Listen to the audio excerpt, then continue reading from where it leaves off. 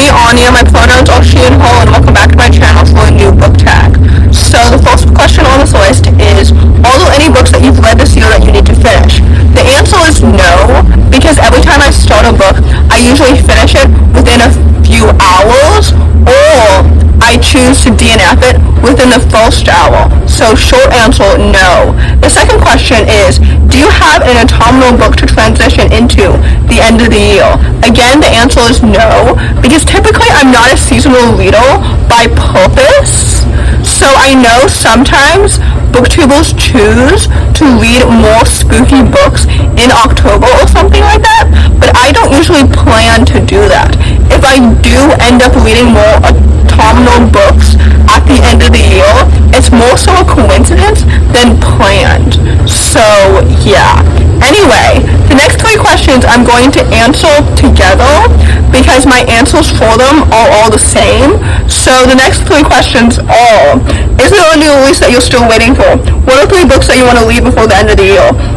And is there a book that you think could still shock you and become a new favorite? So I know a week ago, I think, or maybe 2 weeks ago, I can't remember when specifically, but I already made a video talking about my most anticipated books for the end of the year. I don't remember when specifically because I'm pre-filming my content.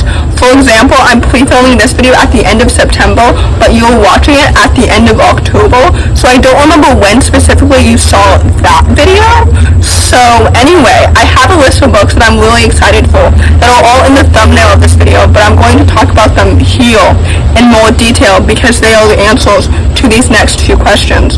So the first book on this list is called The Book Smugglers. This book is the fourth book in the Pages & Co. middle-grade fantasy book series, and I believe that this book is set after the trilogy, and it may or may not spoil the original trilogy, but I think it can be read as a standalone, and I'm so excited to read it because this world is so inventive and it's so interesting and it's so fascinating. I'm so excited to dive back into it with new and old characters, if I'm not mistaken, and I believe this book comes out in the middle of December, so I'm really excited. Yeah. The next book on this list is called Briar Girls. This book is a YA sapphic fantasy written by the same author who wrote The Shadow the Sky duology, which I read last year, where the first book was good and the second book was so much better. So I have like middle of the road expectations for this one. I'm really excited to read it because I love reading sapphic YA fantasies, but I don't know the details of the plot or anything like that. I think this book comes out in the middle of November, so sooner than The Book Smugglers, but I'm not completely sure on that. So yeah, I am really excited though.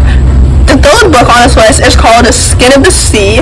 This book is a YA fantasy, comes out at the beginning of November, if I'm not mistaken, and I believe it's inspired by like West African mythology or something like that, and the main character is black, so we love to see it. I haven't read a really good YA fantasy with a black main character in a really long time, so I'm really excited to read this one. The cover is literally so pretty, so I hope that the inside is also just as pretty. Like I said, I think it comes out at the beginning of November, but I'm not completely sure. But anyway, I'm really excited.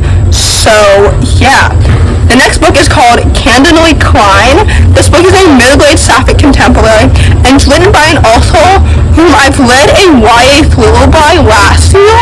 So I'm really excited to read a new book by her in a different audience and a different genre. Like I said, I believe this book is sapphic, so I'm really excited to add more sapphic middle-grade books to my repertoire. So I'm really excited for this book. Again, I think it comes out at the beginning of November, but I'm not completely sure on that. So yeah. Excuse me. The next book on this list is called Year the Reaper. This book is another YA fantasy that I believe comes out at the beginning of November. I remember people were talking about this book in AAPI month in May because on Book Twitter people were saying that most people read Asian American books for May, but people don't really read Pacific Islander books, and I realized that I don't really have a lot of books with Pacific Islander representation, and I believe this book has that. But I'm also excited for this book because I've read another book by this author years ago, so I know kind of what to expect from this author, but again, I don't remember the synopsis. I think it comes out at the beginning of November, but at any rate, I'm really excited. So yeah. The next book is called Spell Sweeper. This book comes out at the end of November, if I'm not mistaken, and it's a middle grade fantasy, and I don't know much about the synopsis or anything like that, except that it's middle grade and it's fantasy, so we love to see it. We all know that middle grade is one of my favorite audiences, and fantasy is my favorite genre, so I'm really, really excited, although I don't remember the details of the plot or anything like that. So, yeah.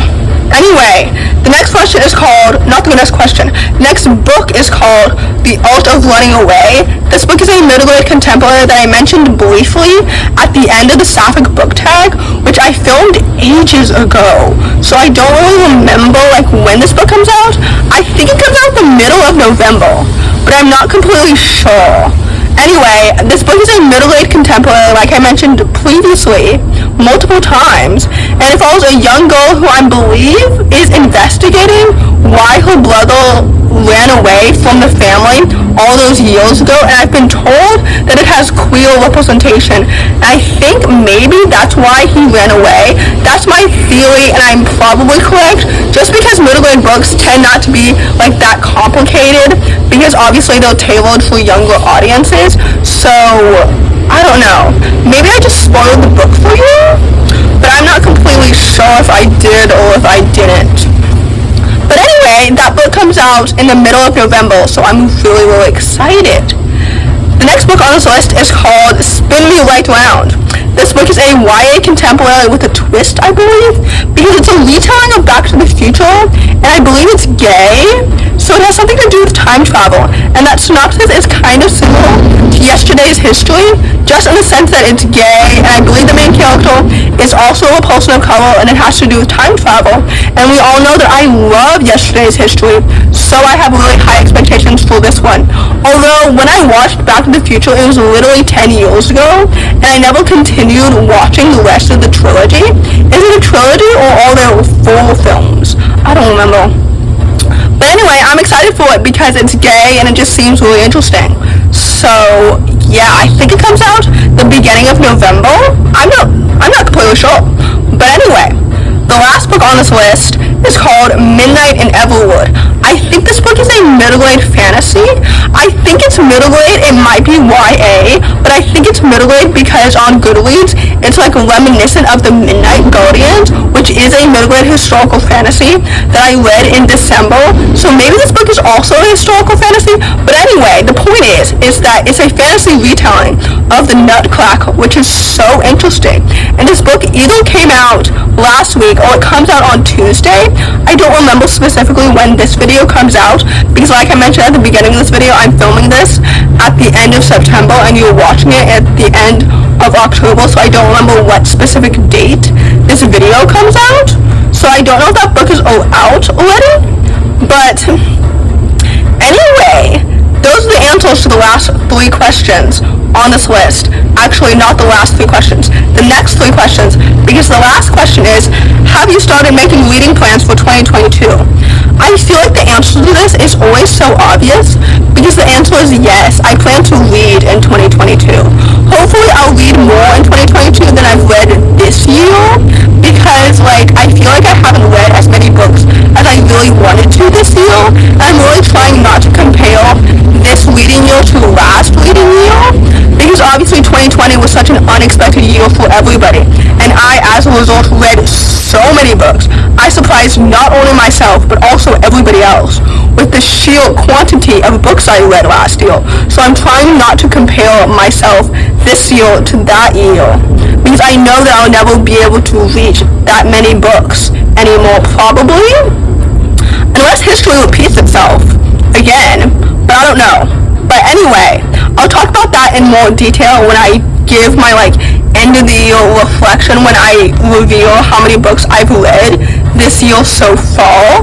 But anyway, that's the end of the year book tag. I tag you if you're interested, if you haven't already participated. If you enjoyed this video, please don't hesitate to give it a big thumbs up. Comment down below the sun emoji if you made it all the way to the end of the video. Thanks for watching. Subscribe to my channel if you're new. I'll see you in my next video. Bye!